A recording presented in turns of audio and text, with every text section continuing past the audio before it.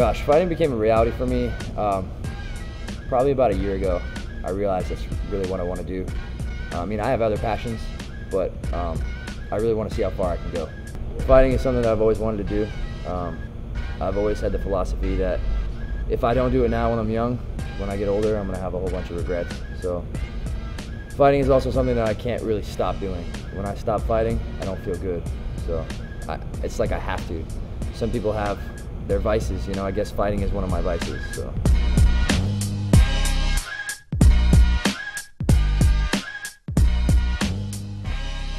My name is Erik, albino loco Watkins, and this is my journey through amateur fighting. Stomp the shit out you. Stomp the shit out you. Don't doubt you. Don't give a fuck about you. Get at you and hit at you and knock something out you. MOP. Stomp the shit out you. Sing it now. Stomp the shit out you. Don't doubt you. Don't give a fuck about you. Get at you and hit at you and knock something out you. You fucking with the MOP. Yes. The Saratoga OGs. Yes. Cognac. Blow trees.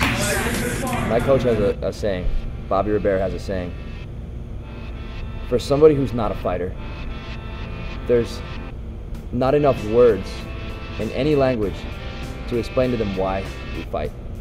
But from one fighter to another, not a single word has to be spoken. So it's one of those things that's really hard to explain. This is something that I'm very driven to do, and when I stop doing it, things don't go well for me. So. As long as I'm focused and I'm driven, I'm motivated, then things are all right. So, I've been boxing since 2008. I took a couple amateur fights. Basically, what caused me to make the switch really was the MMA blew up. Watching those guys get knocked out with those tiny gloves, you know. So, I really wanted to see how far I could go to challenge myself, because a lot of those UFC fighters and a lot of MMA fighters in general, they have a good background in wrestling. I never had that background in wrestling, so for me, it's a challenge. I don't really care for jiu-jitsu. I'm not a wrestler. I like punching guys in the face, so it's a huge challenge for me to go in there and be able to stay on my feet and fight and do what I want to do. So it's really just a challenge that drives me and motivates me. So basically in boxing, you just have these. But in Muay Thai, they call it the science of 8 limbs. You have all these other appendages. You have your elbows, you have your knees, you have your fists, you have your chins. So it really makes sense to utilize all that you have at your disposal. Training is a huge part of your success. I mean, if you don't train, good luck winning a fight. If you're put into a terrible experience in your training camp, basically you want to suffer as much as possible in your training camp. But when you get into your fight, when you get put into those terrible situations in your fight, you're going to be relaxed and comfortable because you've been there before. Bobby has a saying, he calls it the wall. A lot of guys will hit the wall and they'll want to turn back and they'll want to quit. When you hit that wall of pure exhaustion, what you need to do is you need to dig deep, and you got to try to find a way around the wall, through the wall, over the wall, somehow. You got to get past it. That's how you prepare yourself mentally.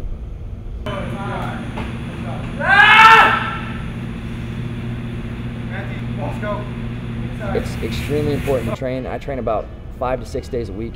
I mean, as any amateur, we all have jobs, full-time jobs.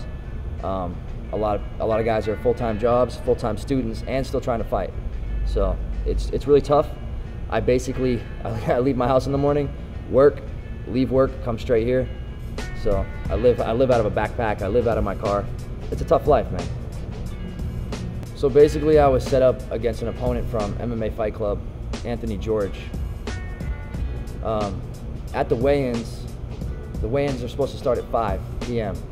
I weighed in and waited around for my opponent all the way until 6. The promoter approached me, pulled me off to the side, and told me that a little bit of bad news, that supposedly those guys had gotten into a car wreck on the way to the weigh-ins. I don't know if it's true or not. They often have the MMA Fight Club often has a history of pulling from fights and doing a lot of shady stuff.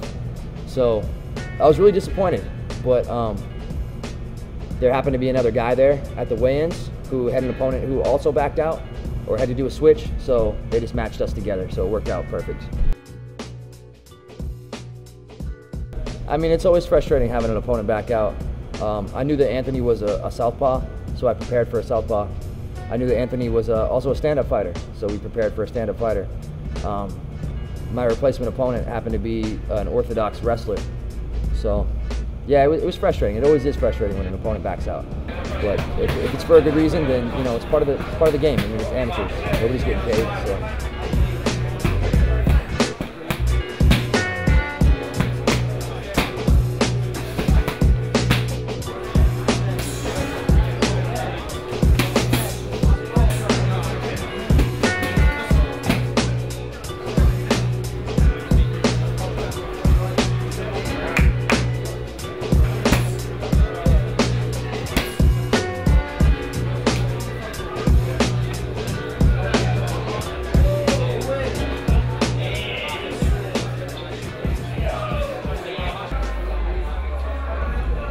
Don't talk to me. I'm a motherfucker, man. Like, fighting is 100% mental. It is the biggest aspect of fighting. You got to get your mind right. If your mind's not right, you're already defeated before you step into the ring of the cage or the street, wherever you're fighting. You're already defeated. So it's very important to get your mind right. I try to ask my friends and everybody, my friends, my family, not to like contact me too much. Don't bombard me with, you know, good lucks and congratulations and all that stuff, because it really just, it'll throw you off. You know, you got to focus. It's probably better off if you turn your phone off and social media and all that stuff, because it's a big distraction. I gave you fair warning, beware. I gave you fair warning, beware. Fighting out of the red corner, a mixed martial artist, also making his amateur debut this evening, standing at 6 feet tall. He weighed in at 153 pounds, representing Alliance Orlando. Out of Orlando, Florida, please welcome Erik El Pino Loco Watkins. This bout takes place in the lightweight division, 3 rounds.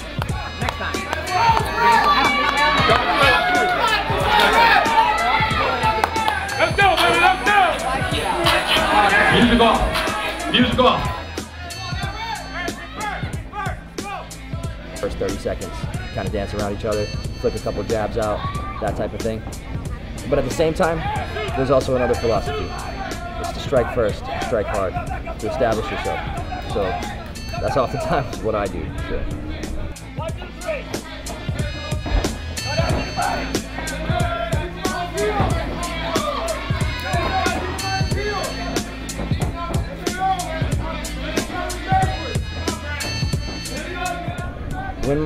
When he first took me down in the fight, I was very frustrated. I was actually a little bit scared. I was like, man, this can't be the whole fight. I was like, this can't happen again. So after I got to my feet, in my head, I was telling myself that it's not going to happen again.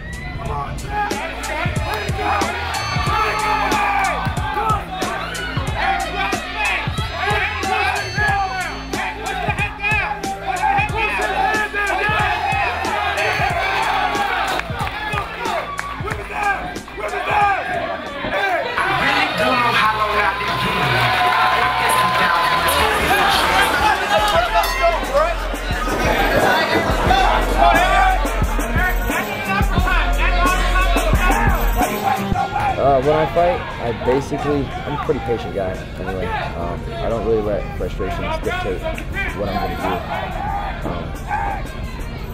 do. It's never really been an issue for me. I don't mind getting punched in the face. If you get me, that's alright, man.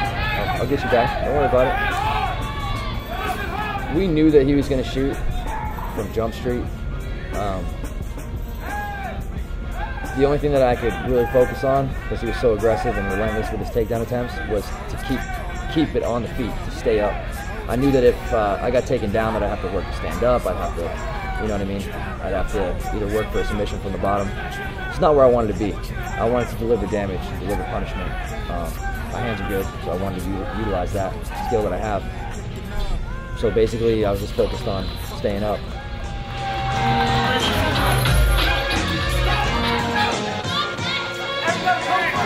Hey,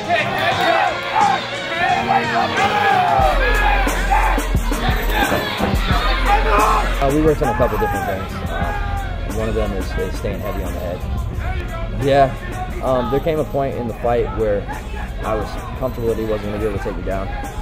So I heard my name behind me, so I looked back and it was one of my friends. So I just gave the thumbs up, like, hey. So, I never realized that I had the fight in the bag. In fact, I was really worried that it might go in his favor because it was a close fight. I mean, those takedown attempts and him being aggressive, they count for something in MMA.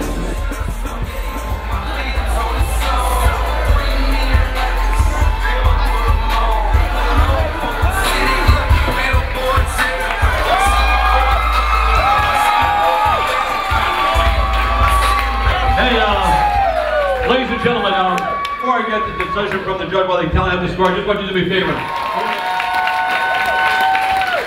And now, your winner, getting his first victory ever as an amateur MMA fighter, fighting out of the red corner,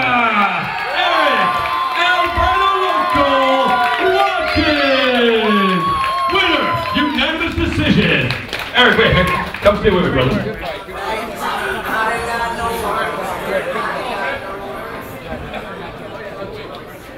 All right, I'm sitting here with Erik Watkins, your first fight. How you feeling right now, man? You got that first victory out the way. Feels great. Got the jitters out of the way. Came fight, and that's exactly what I did. You know, there was a couple of times in there, I was sitting there, you know, occasionally watching you. A couple of times where it looked like you should have, you could have pulled a jump guard because you had that arm draped around his neck and you were pulling up. Is that something that you need to work on, or is it something that you normally do in camp? Something I'm not interested in doing. What are you interested in doing? Punching people in the face. You want to give a shout out to your sponsors real quick before I let you jump out here and go celebrate? I want to give a shout out to Gym Soap. It sponsors me. If you don't know about Gym Soap, go and check them out. Like them on Facebook. It's a great way to get the stank off after a hard workout. So. And you need it right now, I'm telling you. I'm just saying. Thank you. Hey, listen one more time. Let's hear it for Erik. Oh, wait a minute. Hold on. The Albino Loco is your nickname. Where the hell did that come from, brother? Talk to me. Actually, a Puerto Rican guy at work. He called me albino, and he also called me crazy, so just combine the both of them. So Albino Loco. Well, there you have your winner, Erik Albino Loco Watkins.